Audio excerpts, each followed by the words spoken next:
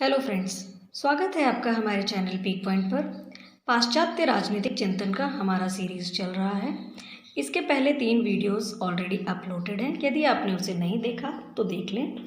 इस वीडियो में हम प्लेटो की सबसे श्रेष्ठ पुस्तक रिपब्लिक के बारे में डिटेल्स में जानने वाले हैं।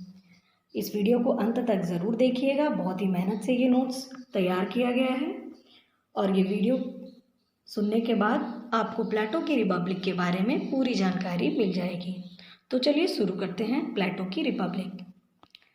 रिपब्लिक प्लेटो की महानतम और सर्वश्रेष्ठ कृति है। प्लेटो ने बहुत सारी पुस्तकें लिखी हैं, उसमें जो सबसे महानतम और जो सबसे सर्वश्रेष्ठ उसकी कृति है वह है रिपब्लिक।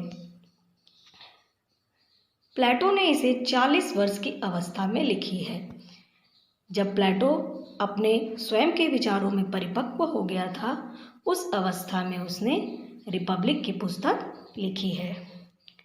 रिपब्लिक प्लेटो के अन्य ग्रंथों से बड़ा है, किंतु लॉज से छोटा है। प्लेटो ने लगभग 36 या 38 पुस्तकें लिखी हैं, जिसमें 28 प्रमाणित हैं। उनमें सबसे बड़ी लॉज है और उसके बाद रिपब्लिक। अब देखिए दोस्तों, रिपब्लिक आज के युग में हम लोग गणराज्य के लिए रिपब्लिक शब्द का प्रयोग करते हैं, जो बहुत ही संकुचित अर्थ है। परंतु प्लेटो ने जो रिपब्लिक शब्द का प्रयोग किया है वह संकुचित अर्थ में नहीं किया। उसने यूनानी भाषा में इसे पोलितेइया का नाम दिया था, जिसका तात्पर्य है राज्य की शासन व्यवस्था या संविधान। प्लेटो के रिपब्लिक में राज्य के आदर्श व्यवस्था का उल्लेख है, न कि उसके नाम के लैटिन अनुवाद रिपब्लिका से सूचित होने वाले गणराज्य की व्यवस्था का। प्लेटो ने इस शब्द का प्रयोग बहुत ही व्यापक अर्थ में किया है। तो आप समझ गए, रिपब्लिक का अर्थ गणराज्य नहीं बल्कि शासन व्यवस्था या सिद्धांत है। रिपब्लिक के विषय में सेबाइन महोदय ने कहा है, रिपब्लिक किसी प्रकार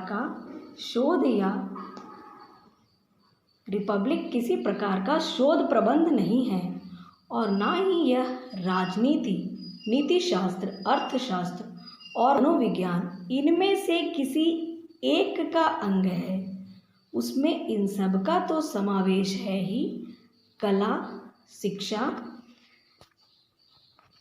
और दर्शन का भी समावेश है। इसका अर्थ है, सेबाइन महोदय का कहना है कि रिपब्लिक पुस्तक में केवल राजनीति का ज्ञान नहीं है, केवल नीतिशास्त्र का ज्ञान नहीं है, केवल अर्थशास्त्र, केवल मनोविज्ञान नहीं है। ये चारों चीज़ें उसमें समाहित है और इसके अलावा कला, शिक्षा और दर्शन का भी समावेश है। इसी बात पर M.B. फॉस्टर महोदय ने कहा है, रिपब्लिका के अंतर्गत प्लेटो ने राजनीतिक संगठन के सामान्य स्वरूप की जांच की है और यह प्रश्न उठाया है कि राज्य की रचना किस चीज से होती है। M.B. फॉस्टर साहब कहते हैं कि रिपब्लिक में राजनीतिक संगठन के सामान्य स्वरूप की जांच है और यह प्रश्न उठाया गया है कि राज्य की रचना किस चीज से होती है। अब हम रिपब्लिक के स्वरूप के बारे में जानेंगे कि रिपब्लिक का स्वरूप कैसा है। यह महाभारत की भांति प्लेटो के विचारों का विश्वकोश है। प्लेटो ने अपने हर तरह के विचारों का समावेश रिपब्लिक में कर दिया, इसलिए इसे महाभारत और विश्वकोश कहा गया है। अब इसमें किन किन विषयों का समावेश है? इसमें नीति शास्त्र, दर्शन शास्त्र, आचार शास्त्र, आध्यात्मिक शास्त्र, सभी विषयों का वर्णन है। ये किसी एक विषय से रिलेटेड नहीं है, इसमें बहुत सारे विषयों को समावेश किया गया है। इसके आरंभ में ही प्रश्न उठाया गया है कि न्याय क्या है। प्लेटो ने इस पुस्तक में सबसे पहले यह प्रश्न उठाया है कि न्याय क्या है। प्लेटो ने इसमें न्याय एवं मानवीय आत्मा के नैतिक गुणों का भी विवेचना किया है, इसलिए इसे आचार शास्त्र का ग्रंथ भी मानते हैं। इसके अलावा इस पुस्तक में शिक्षा संबंधी समस्याओं का भी विशद वर्णन है। इस संबंध में रूसो महोदय का बहुत ही महत्वपूर्ण कथन है कि रिपब्लिक राजनीति शास्त्र का ग्रंथ नहीं है, किंतु शिक्षा पर कभी भी लिखा गया सर्वश्रेष्ठ ग्रंथ है। रूसो महोदय का यह कथन बहुत ही महत्वपूर्ण है, इसे हमेशा ध्यान में रखेंगे। The republic is not a work upon politics but the finest treatise on education that ever was written. यह राजनीति शास्त्र का भी ग्रंथ है। इस पुस्तक में राजनीति शास्त्र के भी बारे में बताया गया है, क्योंकि इसमें विभिन्न शासन प्रणाली का, राज्य के स्वरूप का तथा आदर्श शासन प्रणाली कैसी होनी चाहिए इसका पूरा डिटेल वर्णन दिया गया है। इसके अलावा इस पुस्तक में अध्यात्म शास्त्र का भी वर्णन है, क्योंकि इसमें विचारों के सिद्धांत, थियरी ऑफ आइडियाज तथा ज्ञान के यथार्थ स्वरूप का प्रतिपादन है, इसलिए यह अध्यात्म शास्त्र से भी जुड़ा हुआ है। इन सब के अलावा यह इतिहास के दर्शन, फिलॉसफी ऑफ हिस्ट्री का भी ग्रंथ है, क्योंकि इसमें यह बताया गया है कि ऐतिहासिक परिवर्तन की प्रक्रिया से किस प्रकार आदर्श राज्य का पतन निरंकुश शासन में होता है। इस प्रकार हम देखते हैं कि एक ही पुस्तक में इसमें अनेक तरह के विचारों का समावेश किया गया है। इस प्रकार यह एक ही ग्रंथ में अनेक शास्त्रों और विषयों का वर्णन करता है। रिपब्लिक का मुख्य विषय, ये सबाइन महोदय का कथन है, रिपब्लिक का मुख्य विषय अच्छे मनुष्य और अच्छे जीवन की समस्या पर विचार करना है, और इससे रिलेटेड जितने भी बिंदु हैं उसका इस किताब में वर्णन किया गया है।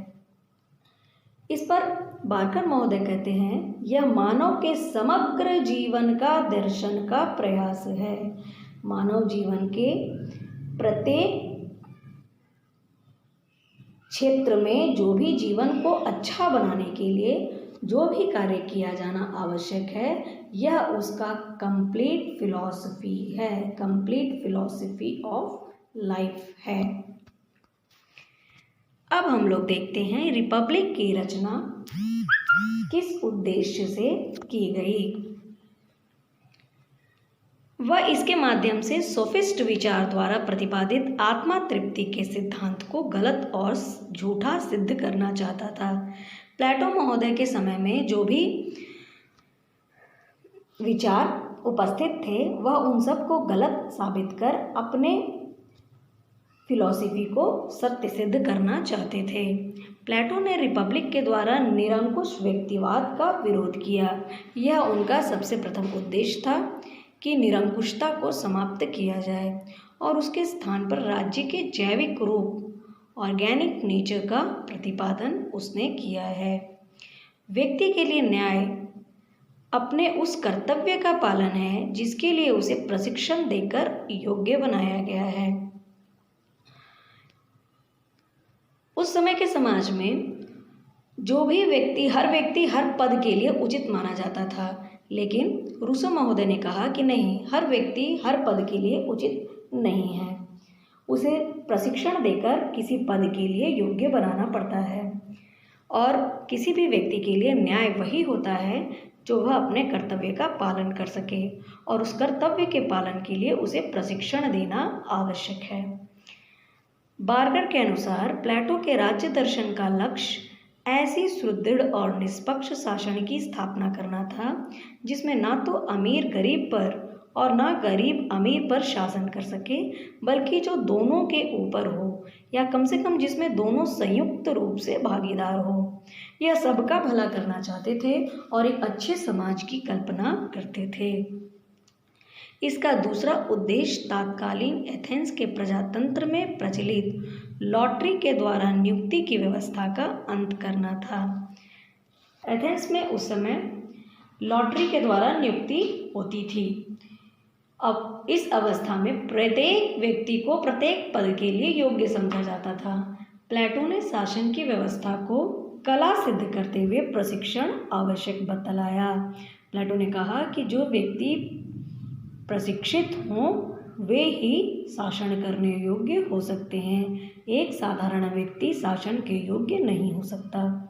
इसका तीसरा उद्देश्य कुशासन का अंत करना था।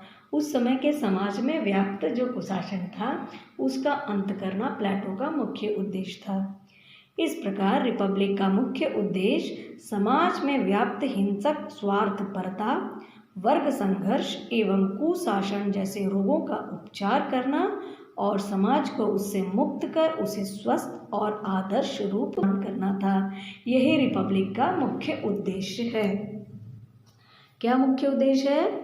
हिंसक स्वार्थपरता को समाप्त करना, वर्ग संघर्ष और कुशासन को समाप्त करना, समाज को उससे मुक्ति दिलाना और स्वस्थ एवं आदर्श रूप प्रदान करना। इस संबंध में नैटलशिप ने कहा है, रिपब्लिक को एक दार्शनिक रचना ही नहीं मानना चाहिए वरन इसे राजनीतिक और सामाजिक सुधार की एक पुस्तक भी समझना चाहिए। यह पुस्तक समाज का सुधार करने के लिए भी है, जिसमें मानव जीवन को प्रदर्शित ही नहीं किया गया बल्कि उसमें क्रांतिकारी सुधार करने के लिए तीव्र आकांक्षा भी प्रकट की गई है। तो इस प्रकार ये रिपब्लिक के बारे में पूरा डिटेल्स है। अब हम जानते हैं रिपब्लिक की विषय वस्तु क्या है। बार्कर महोदय ने रिपब्लिक के विषय वस्तु को 5 भागों में बांटा है। उसमें जो टॉपिक्स है उसको 5 भागों में बांटा गया है। सबसे पहला है आध्यात्मिक भाग। प्लेटो की पुस्तक का पहला भाग है आध्यात्मिक भाग। इसमें अच्छा भला नेक क्या है, कैसे लोग नेक बन सकते हैं, इन प्रश्नों पर विचार किया गया है। दूसरा है नैतिक दर्शन। इसमें मानव के आत्मा के गुण पर प्रकाश डाला गया है और बताया गया है कि न्याय के सहयोग से ही आत्मपूर्णता की प्राप्ति करती है। तीसरे भाग में शिक्षा पर विशद वर्णन है। इस भाग में आदर्श राज्य के निवासियों के लिए शिक्षा दीक्षा की पूरी व्यवस्था की गई है। चौथा है संपत्ति और परिवार के बारे में। इस भाग में सत्ता चाहने वालों के लिए स्त्रियों और संपत्ति के साम्यवाद की व्यवस्था की गई है।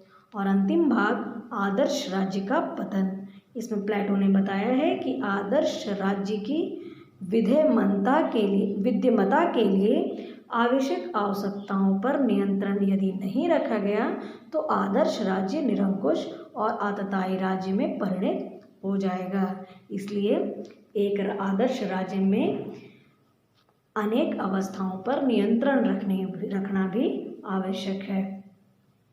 निष्कर्ष, यद्यपि रिपब्लिक प्लेटो की अमर कृति है, इसमें संपूर्ण मानव जीवन का दर्शन निहित है, फिर भी अनेक लोगों ने इसे राजनीतिक कल्पना लोक की सूची में रखा है।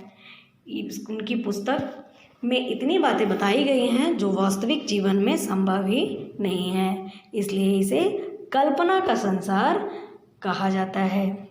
इस संबंध में बार्कर महोदय ने कहा है, यह कहना आसान है कि रिपब्लिक काल्पनिक है, बादलों में नगर है। वास्तव में ऐसा कोई नगर नहीं हो सकता।